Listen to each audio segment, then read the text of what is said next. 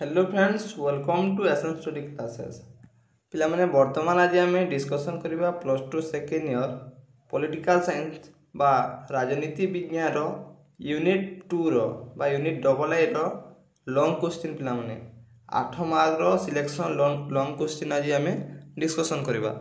तो पिलामाने जो माने भी ए पर्यंत चैनल को सब्सक्राइब करि नांती सब्सक्राइब करि नियंतु एवं नोटिफिकेशन को ऑल कर दिंतु जहाँ माध्यम मु जिते बेले एमती वीडियो अपलोड करी ताहा आपण मानक पाखरे तुरंत पहुँची जीवो।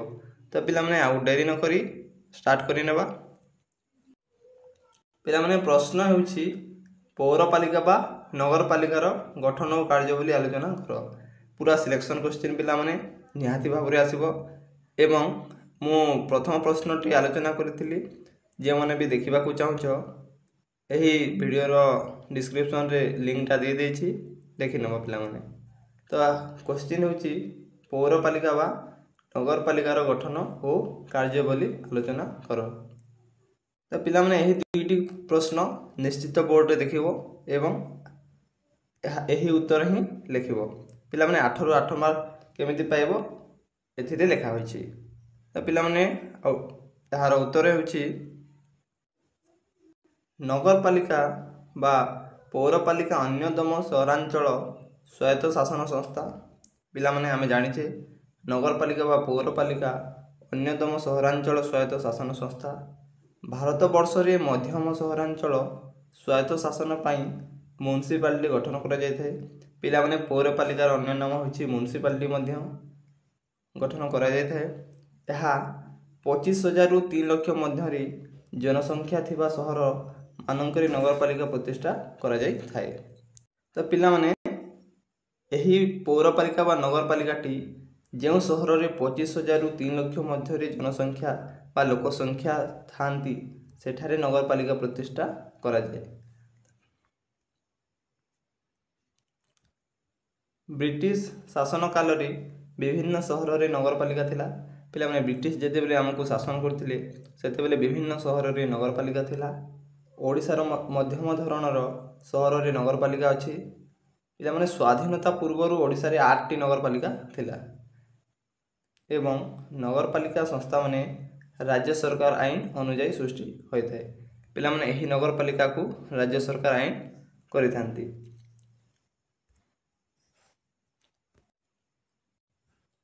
नगरपालिकार गठन। तो पिला माने यहा को नोट करी लिखिनियो एवं आउ परे खोजिबा को पड़िबो नाही। नगरपालिकार गठन होछि ओडिशा रे म्युनिसिपल आईन। पिला माने ओडिशा रे म्युनिसिपल आईन 1950 को संशोधन करी 1994 मसिया अनुଯାयी 25,000 रु 3 लाख मध्य रे जनसंख्या थिबा शहर मानकरे नगरपालिका गठित होई थाए। नगरपालिका को विभिन्न वार्ड रे बंटा जाय थाए। प्रति वार्ड जने काउंसिलर प्रत्यक्ष भाव रे लोक मानक द्वारा निर्वाचित होंती। तो पिला माने एठी भलसे मन रख ओडिसा रो म्युनिसिपल आईन 1950 को संशोधन करी 1994 मसिया अनुଯାयी 25,000 रु 3 लाख पिला माने नगरपालिकार गठन कहिछि 25,000 रु 3 लाख मध्य रे जनसंख्या थिबा शहर मानक रे नगरपालिका बा म्युनिसिपालिटी गठन होई थाए। नगरपालिका को विभिन्न वार्ड बंटा जाय थाए। पिला माने वार्ड रे मध्य बंटा जाय थाए एवं प्रति वार्ड रु जने काउंसिलर प्रत्यक्ष भाव रे लोक मानक द्वारा निर्वाचित होंती। तो नेक्स्ट नगरपालिकार कार्यकाल। पिला माने नगरपालिकार कार्यकाल 5 वर्ष। नगरपालिका जदि 5 वर्ष पूर्व भांगी जाए पिला माने जदि नगरपालिका जदि 5 वर्ष पूर्व भांगी जाए तेबे सरकार एहार शासन भार हाथ को नियंती। सरकार निजे शासन करंती एवं जने अतिरिक्त जिल्लापाल द्वारा दैनंदिन कार्य परिचालन करंती। तापरे नगरपालिकार अध्यक्ष एवं उपाध्यक्ष। नगरपालिकार अध्यक्ष एवं उपाध्यक्ष ନଗରପାଲିକାର ମୁଖ୍ୟଙ୍କୁ ନଗରପାଳ ବା ଚେୟାରମ୍ୟାନ୍ କୁହାଯାଏ।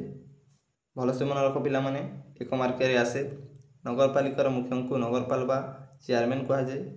ସେ ନଗରପାଲିକାର ଅଧ୍ୟକ୍ଷ ଅଟନ୍ତି। ଚେୟାରମ୍ୟାନ୍ ହେଲେ ପିଲାମାନେ ନଗରପାଲିକାର ଅଧ୍ୟକ୍ଷ। ସେ ନଗରପାଲିକା ପରିଷଦ ବୈଠକରେ ଅଧ୍ୟକ୍ଷତା କରନ୍ତି। ନଗରପାଲିକା ପରିଷଦ ବୈଠକରେ ମଧ୍ୟ ଅଧ୍ୟକ୍ଷତା କରନ୍ତି ଚେୟାରମ୍ୟାନ୍। ନୂତନ ଆଇନ ଅନୁଯାୟୀ ଜଣେ ପୁରୁଷ, ପିଲାମାନେ ନୂତନ ଆଇନ ଅନୁଯାୟୀ ଜଣେ ପୁରୁଷ କାଉନସିଲର ଅଧ୍ୟକ୍ଷ ଭାବେ ନିର୍ବାଚିତ ହୁଅନ୍ତି, ତେବେ ଜଣେ ମହିଳା ଉପାଧ୍ୟକ୍ଷ ଭାବେ ନିର୍ବାଚିତ ହେବେ। ପିଲାମାନେ ନୂତନ ଆଇନ ଅନୁଯାୟୀ ଜଣେ ପୁରୁଷ ଯଦି କାଉନସିଲର ଅଧ୍ୟକ୍ଷ ଭାବେ ନିର୍ବାଚିତ ହେବେ, ତେବେ ଜଣେ ମହିଳା ଉପାଧ୍ୟକ୍ଷ ଭାବେ ନିର୍ବାଚିତ ହେବେ। ନଗରପାଲିକାରେ ଚେୟାରମ୍ୟାନଙ୍କ ଭୂମିକା ଅତ୍ୟନ୍ତ ଗୁରୁତ୍ୱପୂର୍ଣ୍ଣ। ସେ ନଗରପାଲିକାର ପ୍ରଧାନ ମୁଖ୍ୟ ଅଟନ୍ତି। ପିଲାମାନେ ଚେୟାରମ୍ୟାନ୍ ହେଉଛନ୍ତି ନଗରପାଲିକାର ପ୍ରଧାନ ମୁଖ୍ୟ। ନେକ୍ସଟ ପଏଣ୍ଟ ହେଉଛି ନଗରପାଲିକାର କାର୍ଯ୍ୟନିର୍ବାହୀ ଅଧିକାରୀ। ପିଲାମାନେ ନଗରପାଲିକାର କାର୍ଯ୍ୟନିର୍ବାହୀ ଅଧିକାରୀ। ନଗରପାଲିକାର ଦୈନନ୍ଦିନ କାର୍ଯ୍ୟ ସମ୍ପାଦନ କରିବା ପାଇଁ ଜଣେ କାର୍ଯ୍ୟନିର୍ବାହୀ ଅଧିକାରୀ ଥାନ୍ତି। ପିଲାମାନେ ନଗରପାଲିକାର ଦୈନନ୍ଦିନ କାର୍ଯ୍ୟ ସବୁଦିନ କାର୍ଯ୍ୟ କରିବା ସମ୍ପାଦନ କରିବା ପାଇଁ ଜଣେ କାର୍ଯ୍ୟନିର୍ବାହୀ ଅଧିକାରୀ ଥାନ୍ତି। ସେ ରାଜ୍ୟ ସରକାରଙ୍କ ଜଣେ ଗେଜେଟେଡ୍ ପେହାର ଅଫିସର ଓ ସେ ରାଜ୍ୟ ସରକାରଙ୍କ ଦ୍ୱାରା ନିଯୁକ୍ତି ହୋଇଥାନ୍ତି। ପିଲାମାନେ କାର୍ଯ୍ୟନିର୍ବାହୀ ଅଧିକାରୀ ଯେଉଁ ଥାନ୍ତି, ସେ ରାଜ୍ୟ ସରକାରଙ୍କ ଦ୍ୱାରା ନିଯୁକ୍ତି ପାଇଥାନ୍ତି। ସେ ନଗରପାଲିକାରେ କାର୍ଯ୍ୟ କରୁଥିବା କର୍ମଚାରୀମାନଙ୍କୁ ନିୟନ୍ତ୍ରିତ କରନ୍ତି। ନଗରପାଲିକାରେ ଯେଉଁ କାର୍ଯ୍ୟ କରୁଥିବା କର୍ମଚାରୀମାନେ ଥାନ୍ତି, ତାହାକୁ କିଏ ନିର୍ବାଚିତ କରେ ପିଲାମାନେ? ତାହାକୁ ଗେଜେଟେଡ୍ ପେହାର ଅଫିସର ନିୟନ୍ତ୍ରିତ କରନ୍ତି।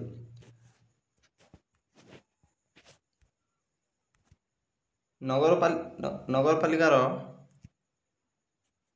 କାର୍ଯ୍ୟ ପରିଚାଳନା ପାଇଁ କାର୍ଯ୍ୟନିର୍ବାହୀଙ୍କୁ ସାହାଯ୍ୟ କରିବା ପାଇଁ ଜଣେ ସୁସ୍ଥ ବିଭାଗୀୟ ଅଧିକାରୀ ଓ ଜଣେ ଇଞ୍ଜିନିୟର ନିଯୁକ୍ତି ହୋଇଥାନ୍ତି।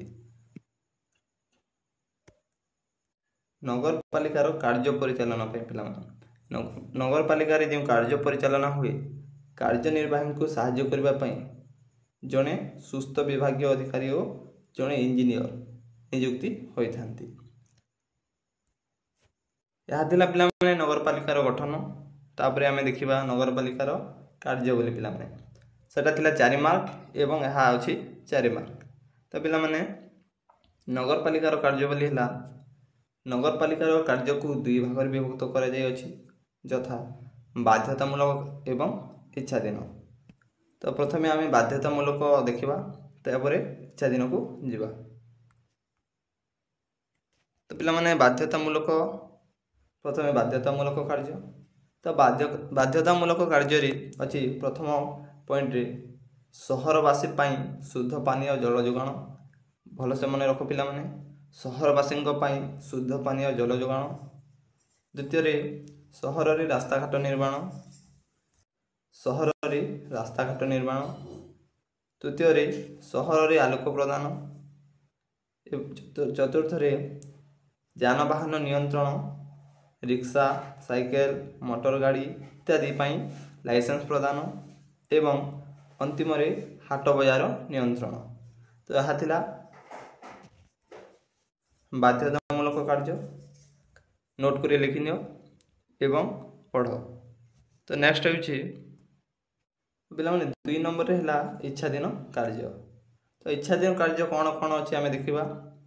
ତ ପ୍ରଥମେ ଅଛି ସହରାଞ୍ଚଳରେ ଖେଳ ପଡ଼ିଆ ନିର୍ମାଣ। ଦ୍ୱିତୀୟରେ ସହରାଞ୍ଚଳରେ ଖେଳ ପରିଚାଳନା। ତୃତୀୟରେ ରାସ୍ତାର ଉଭୟ ପାର୍ଶ୍ୱରେ ବୃକ୍ଷରୋପଣ। ଚତୁର୍ଥରେ ଲୋକମାନଙ୍କ ବାସଗୃହ ନିର୍ମାଣ ଏବଂ ଅନ୍ତିମରେ ଗମନାଗମନର ସୁବିଧା। ପିଲାମାନେ ଏହା ଥିଲା ଇଚ୍ଛାଧୀନର କାର୍ଯ୍ୟ। ତାପରେ ପିଲାମାନେ ଆମେ ଦେଖିବା ଆୟ ପନ୍ଥା।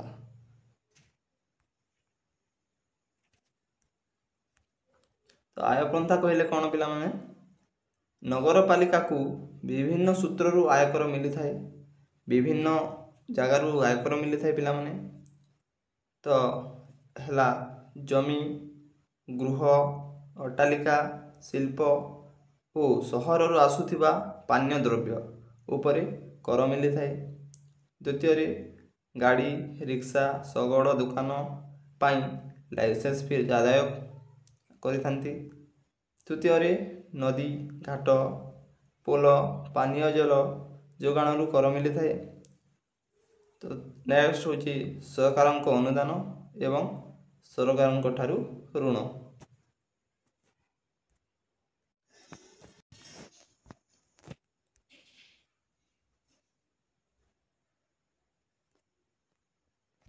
ସରକାରୀ ନିୟନ୍ତ୍ରଣ। ରାଜ୍ୟ ସରକାର ବିଭିନ୍ନ ଉପାୟରେ ନଗରପାଳିକା ଉପରେ ନିୟନ୍ତ୍ରଣ ଜାରି କରନ୍ତି। ରାଜ୍ୟ ସରକାର ବିଭିନ୍ନ ଉପାୟରେ ନଗରପାଳିକା ଉପରେ ନିୟନ୍ତ୍ରଣ ଜାରି କରନ୍ତି। ନଗରପାଳିକା ବିଭିନ୍ନ ଉନ୍ନୟନମୂଳକ କାର୍ଯ୍ୟକୁ ସରକାର ତଦାରଖ କରନ୍ତି। ଯଦି ଏଥିରେ କୌଣସି ଅନିୟମିତତା ଦେଖାଦେଲେ ସରକାର ନଗରପାଳିକାକୁ କୈଫତ ଲଗାଇ ପାରିବେ। ପିଲାମାନେ ଏଠି ଭଲସେ ମନେ ରଖ। ରାଜ୍ୟ ସରକାର ବିଭିନ୍ନ ଉପାୟରେ ନଗରପାଳିକା ଉପରେ ନିୟନ୍ତ୍ରଣ କରନ୍ତି। ନଗରପାଳିକା ବିଭିନ୍ନ ଉନ୍ନୟନମୂଳକ କାର୍ଯ୍ୟକୁ ନଗରପାଳିକା ଯେଉଁ କାର୍ଯ୍ୟ କରିଥାଏ ସରକାର ତାହାକୁ ତଦାରଖ କରନ୍ତି। ଯଦି ଏଥିରେ କୌଣସି ଅନିୟମିତତା ଦେଖାଦିଏ ତେବେ ସରକାର ନଗରପାଳିକାକୁ କୈଫତ ମଧ୍ୟ ଲଗାଇ ପାରିବେ। ତ ଏହା ଥିଲା ପିଲାମାନେ ପଲିଟିକାଲ ସାଇନ୍ସର 8 ମାର୍କର ପ୍ରଶ୍ନ ଏବଂ ଉତ୍ତର ନିଶ୍ଚିତ ଭାବରେ ବୋର୍ଡ଼ରେ ଆସିବ। ସେଥିପାଇଁ ଏହାକୁ ନୋଟ୍ କରି ଲେଖିନିଅ ଏବଂ ପଢ଼। ନିଶ୍ଚିତ ଭାବରେ ଏହି କ୍ୱେଶ୍ଚିନ୍ ପାଇବ। ଧନ୍ୟବାଦ।